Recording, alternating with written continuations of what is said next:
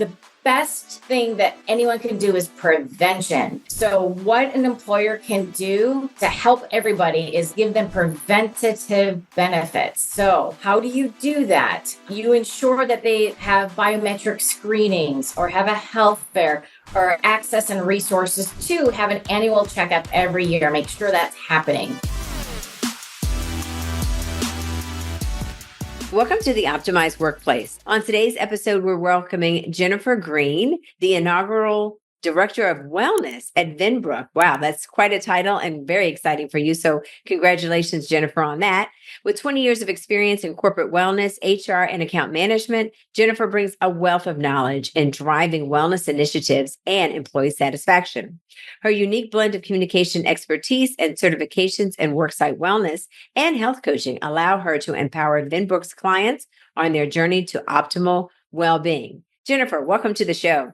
Thank you, Fran. So happy to be here today. Thank you for the invite. Absolutely. So let's just level set a little bit here. Why don't you tell us a little bit about Venbrook and then how you even launched this career in wellness and what you're doing for them? So I started with Venbrook in March of this year on the employee benefits division. We are a health brokerage firm located in Southern California with 15 locations throughout the United States. And I give credit to my EVP of the benefits team who foresaw the need to have an exclusive person to live and breathe all things wellness with the clients. So instead of piecemealing, finding, embedded benefits that might be in carriers, things like that, she wanted to have someone who was human focused, who can work with all clients one-on-one with their gaps that they have within their organization and create a strategic wellness plan with them for optimal health and wellness for their employees. So 6 months ago, approximately, this launched, and it's been a whirlwind of amazing venture for me and for the company. And to have the first of its kind. Now you see director of wellness or director of well-beings in large corporations like Nike or Apple, something like that. But for a group this size, we're about 500 employees. It's really a trailblazing effort. And so how did I get here? My whole life, I've done something with health and wellness. Previously, was a personal trainer. I was a semi-professional dancer, studied a lot about nutrition. So personally, it was always in the realm of my life. However, I never realized this was a career until we go back to the pandemic. I was at my previous company, which was an HR onboarding company, and I worked in customer success. So I worked with large enterprise clients, LinkedIn, Walgreens of the world, that type of thing. Sure. And during the pandemic, everyone went back home and weren't used to it, of course. So if you remember those times, we were all scared, not knowing what was going on. And the efforts that I was seeing with these large enterprise clients was that they were coming together on Zoom, on Teams, for Fitness Fridays, Wellness Wednesdays. And I was speaking to one of my clients and she was telling me about it. I said, wait, this is interesting. This is an amazing employee engagement strategy that your companies are doing that our company, but my previous one was not doing. So I approached our CHRO at the time and asked about it. Do we have an employee wellness program? He said, I've always wanted this, but honestly, I don't have the bandwidth. It's something I've really been looking forward to do. And I said, I'm your gal. I want to help you with it. Let's partner with this. So I had the opportunity to lead up the very first health and wellness program at my former company. And I partnered up with marketing, a few others as well. And so for the last couple of years, that's what I was working on. That's fantastic. That's one of the ways in which inaugural wellness is spurred, I find, in a lot of corporations, the opportunity to not only lead it, but then really champion it. And I think with your sports background and some of the things that you've done, that makes sense. And it's probably very closely aligned with what you brought into Venbrook, because you have that foresight as a visionary to really look about and beyond. I wanted to dive into a little bit though, Jennifer, if we can, the nuances of Venbrook. So you all are an insurance benefits company providing wellness services, an insurance brokerage firm providing wellness services. So talk a little bit about that nuance, because, we work with some of the big carriers here. So Aetna, Blue Cross, Kaiser, things like that. MedStar. And a lot of times you will see big carriers providing health benefits, wellness benefits as a caveat, but it's sometimes not enough. So talk about how Venbrook is a little bit different, if you will. Absolutely. So hopefully companies get wellness dollars that is negotiated with your health broker so that annually you get from your carrier wellness dollars that you can use toward a program. However, to have a successful program, you don't always need that. And I'm going to explain why. How we work with carriers is I look through all their material. There are so many embedded benefits that employees often don't know about. Why? They don't have the bandwidth to read everything, for one. Two, you pay for your benefits and you move on. Constant education is really important to let people know, hey, you're paying quite a bit for your health insurance. And guess what? Did you realize that you and your spouse and your family all have a certain number of health coaching available to you or financial coaching available to you at any time? That you have discounts to gyms, nutrition programs, tons of opportunities to improve chronic conditions, diabetes too. So what I do at Venbrook is looking at the data for each client. So looking at their statistics, who are their demographics? How do we address them? What are the gaps in their program that I can help fill? Of course, we want to be inclusive to everyone, from the majority, let's say 40% having a chronic condition that we want to address, but also to that far-reaching corner person that is out in the wings. We want to cover everything. So I really try to do that by diving in and partnering with the carriers to understand what is all there. What is everything available that I can condense? And I take, let's say, a big book, piecemeal of the things that I could say, here are the free embedded benefits. For example, this is wonderful for clients who don't have a huge wellness fund to give to their employees. Guess what? Every carrier has virtually a free complimentary webinar every month that they can offer to their employees. So even if you don't get the wellness dollars, there is something there, but people may not be aware of that. So I compile that, promote it. Q4, here's what we have. Here's how you can promote it. Here's how you sign up. So that there's something available for everybody. Yeah, I love that. So you're really trying to help them see a larger lens as to what they can do. It's interesting. I having seen so much over the last 30 years, everybody's celebrating 27 years this year. So we're super excited about that. But having seen soup to nuts when it comes to corporate wellness, I think there's misconceptions about how you really draw out I call it ROO, so the return on objectives, the ROI, when it comes to corporate wellness programs. I'm curious, can you speak to some of the misconceptions I think that employers sometimes have with regards to rolling out a corporate wellness program? I think the misconception is that it's going to happen right away. If you don't see a return on investment right now, maybe it's not working. Well, let me tell you, with health and wellness and behavior change, it's a value on investment, right? You're going to see it over time. And what may work for one person isn't going to work for another. So it's really being patient and knowing that the offerings that are there, the best thing that anyone can do is prevention. So what an employer can do to help everybody is give them preventative benefits. So how do you do that? You ensure that they have biometric screenings or have a health fair or access and resources to have an annual checkup every year. Make sure that's happening. Encourage people to go to counseling if they need to. Give them a stand-up desk, or offer a raffle to have that, to promote activities in other ways. The thing right now that is really important, and it has been in the last couple of years, is mental health, but it's taken it to a new level, I would say, in the last year, which is training your managers and supervisors for what we call mental health first aid, seeing the warning signs of what's happening. So let's say you fall and you skin your knee. What do you say to that person? How are you? What happened? How are you feeling? How bad does it hurt? Right? It's something we see and we could do it. Well, it's the same thing with mental health. The mental health first aid is really understanding on a managerial level, what employees are going through, what they may not talk about, and how you could see warning signs. Not that you could fix everything. Yeah. You might be that conduit to a resource to go somewhere else, but that you have tools in your tool belt to identify potential problems.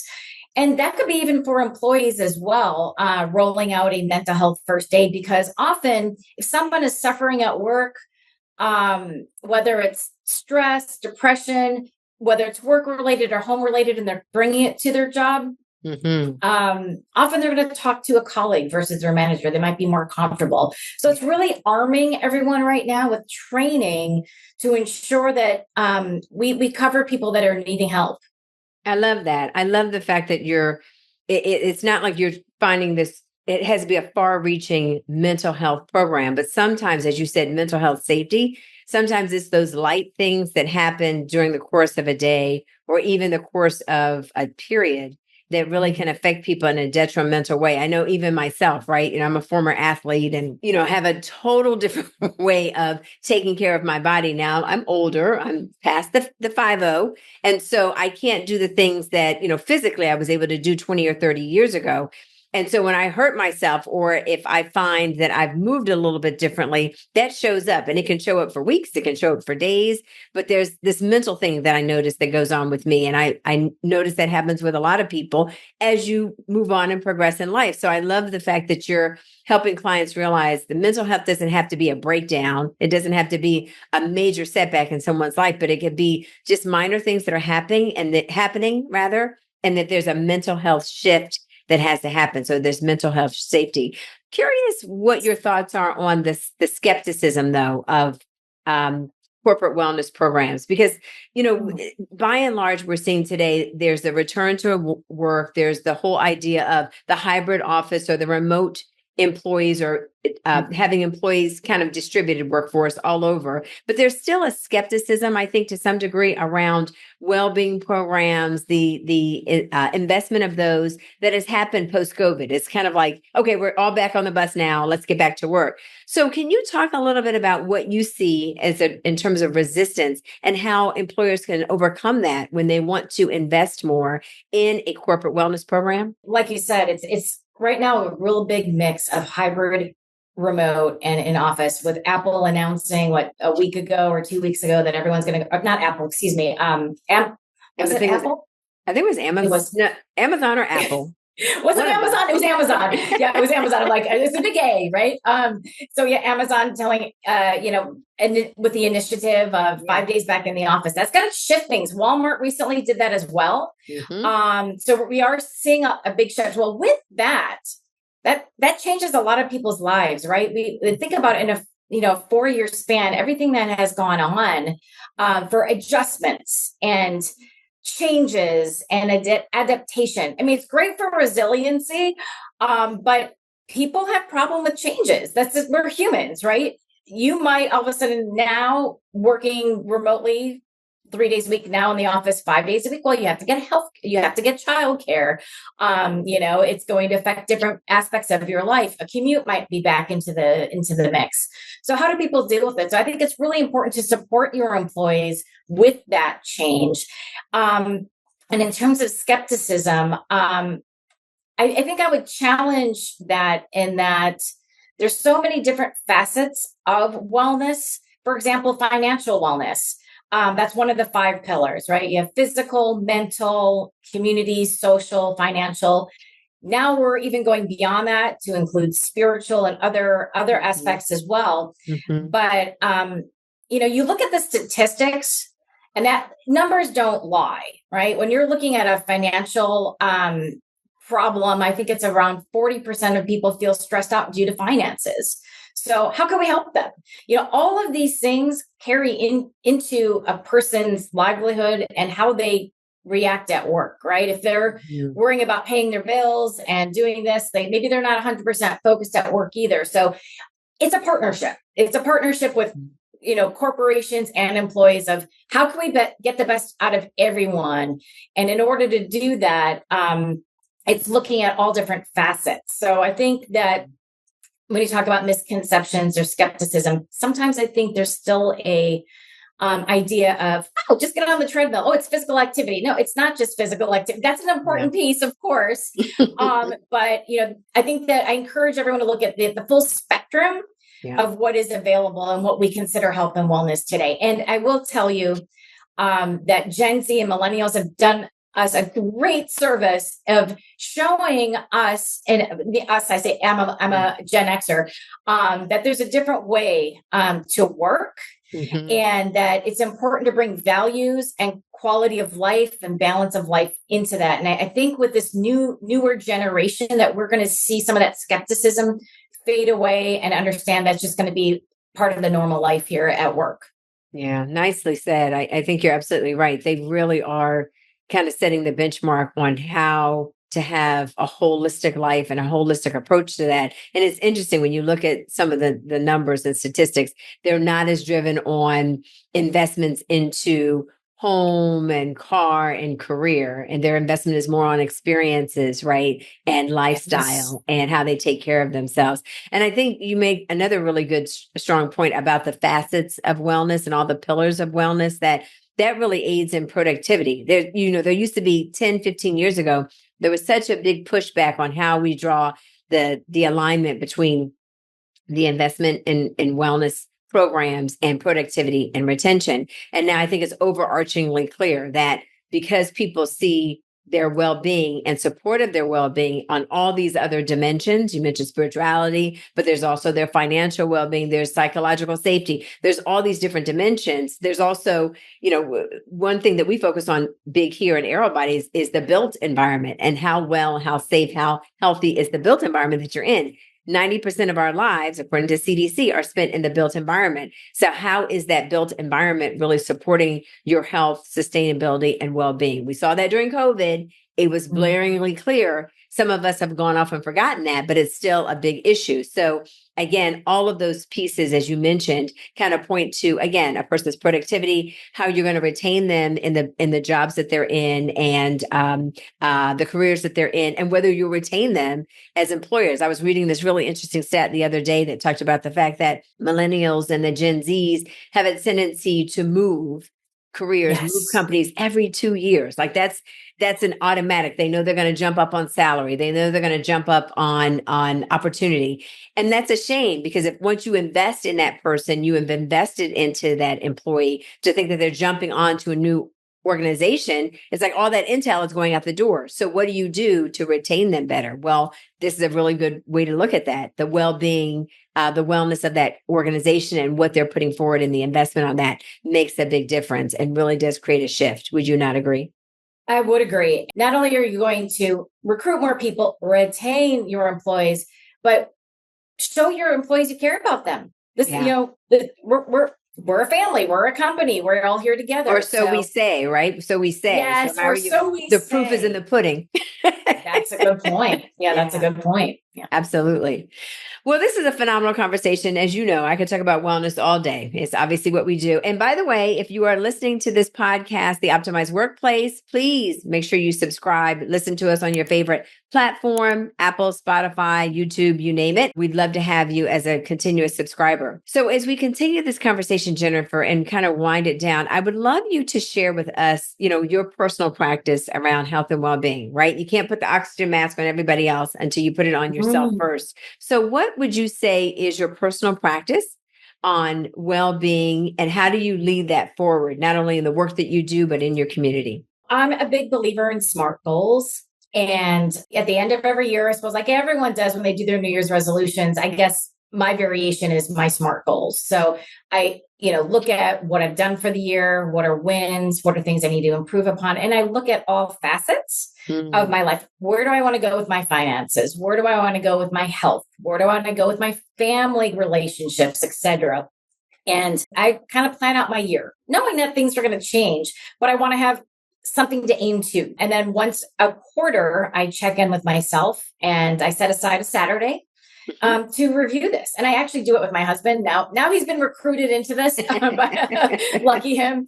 And we kind of say, all right, oh, we've done this one. Nope, we totally forgot about this. So we really should do it monthly, but we call it a quarterly Saturday. So we do it every Saturday, once a quarter, to check in, see where our milestones are.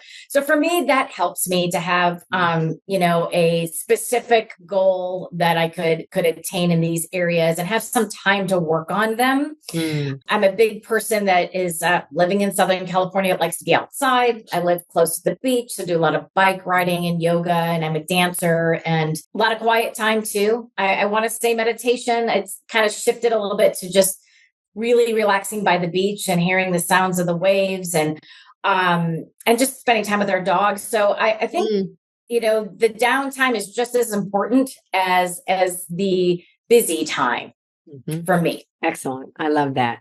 I think that's a great point to end on. Don't be overly occupied with being busy. Downtime and time to kind of sit back, meditate, reflect, and take care of yourself is so important. We call that mindfulness these days, right? This has been a fantastic conversation, Jennifer. Thank you so much for joining us. Thank you. I've enjoyed it, Fran. Again, thanks for the invite. I appreciate it. Thank you. And thank you for listening to the Optimized Workplace. Again, I'm your host, Fran Dean Bishop.